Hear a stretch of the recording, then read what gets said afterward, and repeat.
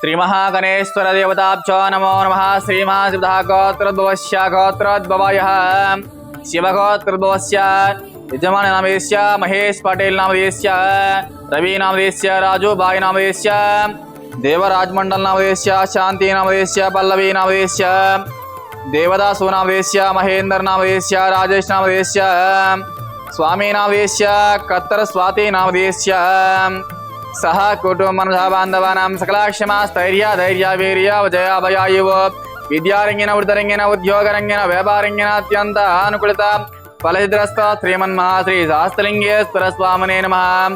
संपूर्ण अनुग्रह प्रसाद सिद्धिरस्तो अदा पुष्पै पूजयामि। ओं शिवाय नमः, ओं महेश्वराय नमः, ओं शंभवे नमः, ओं सुमुखाय नमः, ओं जगद्रक्षा नमः, ओं विराट रूपाय नमः। श्री श्री श्री शास्त्रलिंगेश्वर स्वामिने नमः। नानाविध परिमल पत्र पुष्प पूजांच समर्पयामि। ओं सर्वमंगलमांगल्ये शिवे सर्वार्थसाधके शरण्ये त्र्यंबके देवी नारायणी नमोस्तुते। श्रीमन्महाश्री परमेश्वर देवताभ्यो नमो नमः। आनंदकर्पूरदिव्य मंगल नीराजनां समर्पयामि। पार्वती पदे हर हर महादेव शंभो शंकर हर हर शिवार्पणमस्तु। అందరికీ నమస్కారం అండి. ముందుగా స్నేహితుల దినోత్సవం సందర్భంగా ప్రతి ఒక్కరికి ఫ్రెండ్షిప్ డే శుభాకాంక్షలు తెలియజేసుకుంటూ ఈరోజు మాతృదేవోభవ అనాథాశ్రమంలో ఉన్నటువంటి ఈ యొక్క 150 మంది కుటుంబ సభ్యులకి, ఈ యొక్క అభాగ్యులకి తెలంగాణ గల్ఫ్ సేవా సమితి వారి ఆధ్వర్యంలో ఫ్రెండ్షిప్ డే సందర్భంగా అందరూ బాగుండాలి, అందులో మనం ఉండాలని ఒక గొప్ప సంకల్పంతో ఈరోజు అన్నదాన కార్యక్రమం చేస్తూ ఉన్నారు.